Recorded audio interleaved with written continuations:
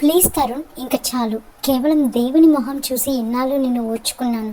ఇంకా ఆయన మొహం కూడా చూసి నేను నిన్ను సహించలేను. ఇంకా మన ఇద్దరం కలిసి జీవించలేం గనుక విడిపోదాం. వాట్? అరే శైల, కమాన్, విడిపోయే అంత తప్పు నేనేం చేశాను? ఇంకా నువ్వు మారవా తరుణ్? ఏం చేశాను అని నన్ను అడుగుతున్నావా? మరి నిన్ను కాకపోతే ఇంకెవరిని అడగను శైల. నేనేమైనా తాగుతున్నానా, లేదా బలాదురుగా తిరుగుతున్నానా, లేదా నిన్ను కొట్టి హింసిస్తున్నానా? తినటానికి ఉన్నా లేకపోయినా నీ కోసం, మన పాప కోసమే కదా ఇంత అయ్యో కష్టపడుతున్నా. దేవుడా, అసలు అదే కదా నీతో నా ప్రాబ్లం. నీక ఒక ఆస్తి లేదు, అంతస్తు లేదు. అరే, మన విన్సీని కనీసం ఒక మంచి స్కూల్లో చేర్పించలేని దుస్థితి. ఏదో మీ నాన్నకు ఒక మంచి సంఘం ఉంది, నువ్వు పెద్ద చదువు చదివావు, మంచి విశ్వాసివి, ఖచ్చితంగా నీకేదో పెద్ద ఉద్యోగం వస్తుందని మా వాళ్ళు ఆశపడి నన్ను నీకు ఇచ్చి పెళ్లి చేశారు. కానీ నీ ముఖానికి జాబ్ లేదంటే మీ నాన్న చనిపోయాక పూర్తిగా సేవకి అంకితమైపోతా అంటూ పైసా కలిసి రాని ఆ సంఘం బాధ్యత నెత్తినేసుకున్నావు. నీలాంటి ఒక అసమర్థుడితో ఏ రోజుకు ఆ రోజు దేవునిపై చేతులు చాచుకునే జీవితం నేను జీవించలేను తరుణ్. నీకు ఉన్నాడుగా నీ దేవుడు, ఆయన నామం స్మరించుకుంటూ కూర్చో. ఆయన ఉంటే చాలుగా నీకు. నేను విన్సీని తీసుకొని మా అమ్మ వాళ్ళ ఇంటికి వెళ్ళిపోతున్నాను. వెళ్ళగానే డివోర్స్ పేపర్స్ పంపిస్తాను, సైన్ చేసి నాకు పంపించు. అలా మాట్లాడకు శైల.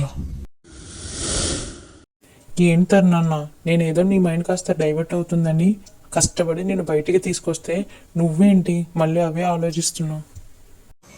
శైల మాట్లాడిన మాటలు ఎంత మర్చిపోదాం అనుకున్నా మర్చిపోలేకపోతున్నాను రా. అయ్యో అన్న, నువ్వు ఇంకా ఆలోచిస్తూ ఉండకు. వదిన సేవ ఉంది అంటే నేటి కార్పొరేట్ స్టైల్ పాస్టర్స్ లైఫ్ స్టైల్ను ఊహించుకున్నట్టు ఉంది. నీలా దేవుని వైపు చూసి నమ్మకంగా చేసే పరిచర్యలు ఇన్ని ఒడిదుడుకులు ఉంటాయని తను అసలు ఎక్స్పెక్ట్ చేసి ఉండదు. సడన్గా నేను ప్రాబ్లమ్స్ అన్ని చుట్టేసరికి తను ఇదంతా తీసుకోలేకపోతుంది. తనకి కాస్త సెట్ అవ్వడానికి టైం ఇవ్వన్నా. నువ్వేనైనా చెప్పు జోష్, ఇలాంటి టఫ్ టైమ్స్ లో మనల్ని నమ్మిన కుటుంబం మన వెంట, అందులోని భార్య పక్కన లేకపోతే ఎలా ఉంటుందిరా? పైగా చర్చ్లో రోజు రోజుకి విశ్వాసాలు తగ్గిపోతున్నారు. కొత్తగా మన సిటీలో వర్షిప్ స్టార్ట్ చేసిన కార్పొరేట్ పాస్టర్ చర్చ్కి మన వాళ్ళు చాలా మంది వెళ్ళిపోయారు. ఇలాంటి టైంలో శైలాకి నాకు మధ్య డిస్టర్బెన్సెస్ మిగిలిన విశ్వాసులపై కూడా ఎఫెక్ట్ చూపిస్తాయిరా. ఇప్పుడు ఏం చేయాలో నాకు అసలు అర్థం కావట్లేదు జోష్. నువ్వు అన్నది కూడా నిజమే అన్నా, ఒప్పుకుంటా. బట్ ఇప్పుడు నీ ఫోకస్ అంతా దేవునిపై నిలుపు. ఎందుకంటే ఇదే సాతానికి మంచి అవకాశం. నేను డిప్రెషన్లోకి నెట్టి నీ సేవని పాడు చేయాలని చాలా ట్రై చేస్తున్నాడు. So you have to be very careful అన్నా.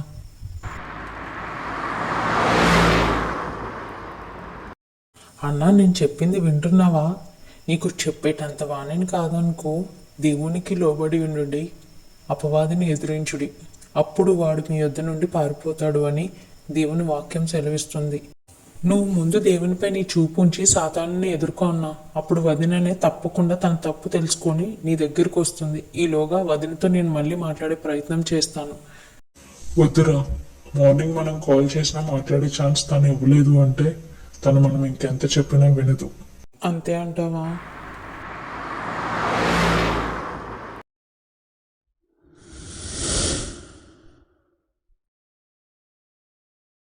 ఏం చేస్తున్నావు సారా? ఏం లేదు మా, జస్ట్ ఇప్పుడే ప్రేయర్ అయింది. సారీ సారా, నేను నిన్ను చాలా ఇబ్బంది పెట్టాను. అయ్యో లేదు మా, నువ్వు నాకు సారీ చెప్పడం ఏంటి? నిజానికి నేనే నీకు సారీ చెప్పాలి. చెప్పకుండా ఇంట్లో నుండి వెళ్ళిపోయి నిన్ను బాధ పెట్టినందుకు. లేదులే, నేనే నీకు ఆ పరిస్థితి తీసుకొచ్చాను. ఎందుకో సడన్గా నేను కూడా చాలా మూర్ఖంగా ప్రవర్తించి నేను చాలా ఇబ్బంది పెట్టాను. నిజంగా సాతాను ఆ రోజు నా బుర్ర పాడు చేశాడు సారా. అవునమ్మా, వాడే దీని అంతటికి కారణం. ఆఖరికి నన్ను కూడా వాడు చాలా ఇబ్బంది పెట్టాడు. నేను వాడి మాటలు నమ్మి దేవునికి దూరం అయిపోవాలి అనుకున్నాను. కానీ సమయానికి ట్రైన్లో ఒక వ్యక్తి రూపంలో దేవుడే దిగి వచ్చి నాతో మాట్లాడాడు తెలుసా? మనం దేవుణ్ణి విడిచే ప్రయత్నం చేసినా ఆయన మాత్రం మనల్ని విడువడు. నిజానికి ఆ రోజు నైట్ నిషాతో మాట్లాడాక మనసు బాగోక కాసేపు ప్రార్థనలో కూర్చున్నా సారా. అప్పుడే ప్రభువు నిన్ను ఈ పెళ్లి విషయంలో బలవంతం చేయొద్దని నాతో స్పష్టంగా చెప్పారు. నువ్వు ఇంటికి రాకముందే వాళ్ళకి నేను ఫోన్ చేసి మాకు సంబంధం వద్దని చెప్పేశాను మా.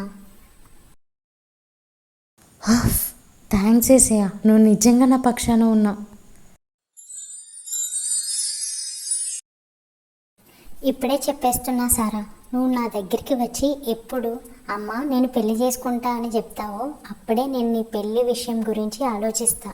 అప్పటి వరకు నేను నిన్ను ఇబ్బంది పెట్టను. సరేనా తల్లి? సంతోషంగా ఉండు.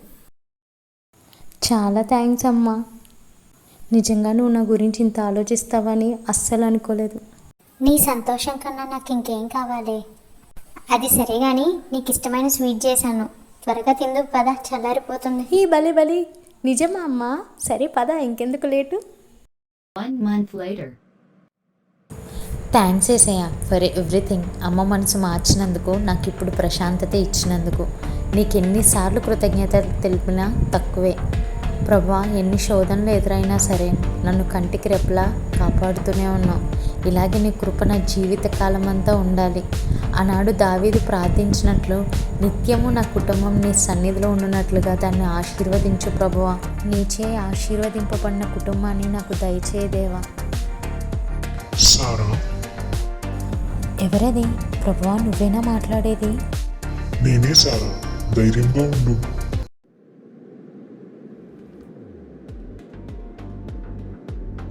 ప్రభువా, నీ ఆశీర్వాదం నంది నా కుటుంబం నిత్యము ఆశీర్వదింపబడును గాక. నా తల్లిగా, నా తండ్రిగా ఇన్నాళ్ళు నాకు తోడుగా నిలిచి ఇంతవరకు నన్ను నడిపిస్తున్నందుకు నీ కృతజ్ఞతలు చెల్లిస్తున్నాను దేవా. నన్ను నీ పాత్రగా వాడుకొని తద్వారా నీ వైపు అనేక మందిని ఆకర్షించుకోండి ప్రభువా. నన్ను నీలో మరుగుపరిచి నిన్ను నీవే మహిమపరుచుకో ప్రభువా. నా దేశంలో నీ ఉద్యోగం రగిలించి నీ నీతి న్యాయం గల సింహాసనాన్ని నా భారతదేశంలో స్థాపించు దేవా. ఆమేన్. ప్రభువా, నిజంగా నువ్వేనా మాట్లాడేది, లేదా నా మనసే నాతో మాట్లాడుతుందా? నేనే సారా, ధైర్యంగా ఉండు. ఉఫ్, అయితే ఓకే, చెప్పు ప్రభువా, ఐఎమ్ లిస్నింగ్. సారా, I have some greater plans for you, Mom. Pray for Josh. ఏంటి, అతని గురించి ప్రార్థన చేయాలా? ఎందుకు ప్రభువా?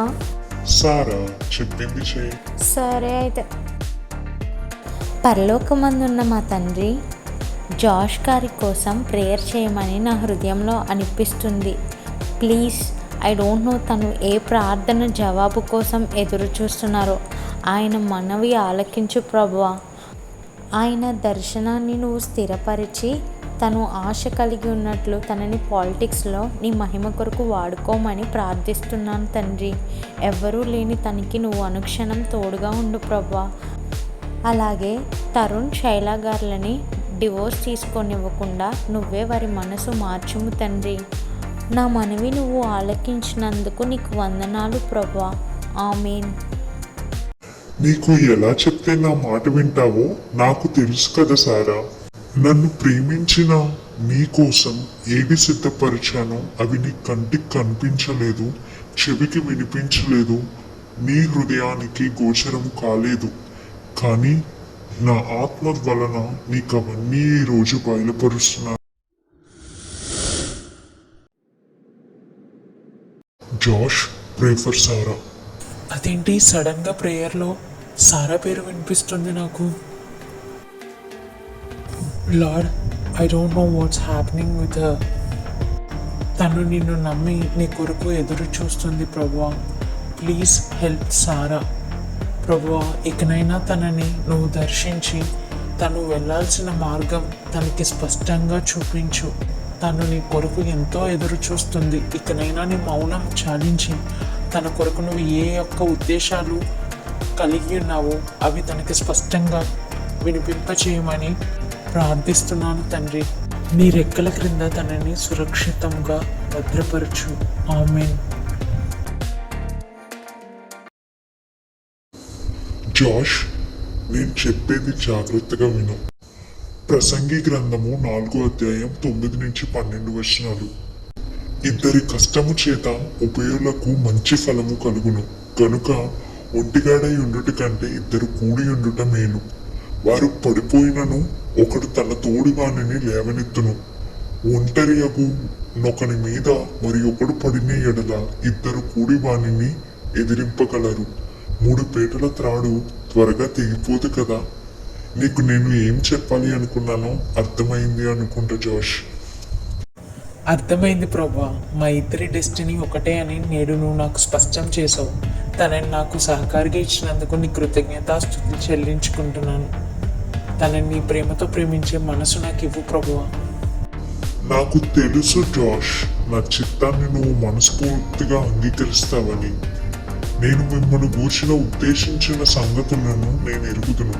రాబో కాలమందు మీకు నిరీక్షణ కలుగునట్లుగా అవి సమాధానకరమైన ఉద్దేశములే గాని హానికరమైనవి కావు. ఇదే యెహోవా వాక్కు. నా కొరకు ఆలోచించేవారు ఈ ప్రపంచంలో నువ్వు తప్ప నాకు ఇంకెవరు ఉన్నారు ప్రభువా. నీ చిత్తాన్ని నేను సంతోషంగా అంగీకరిస్తున్నాను.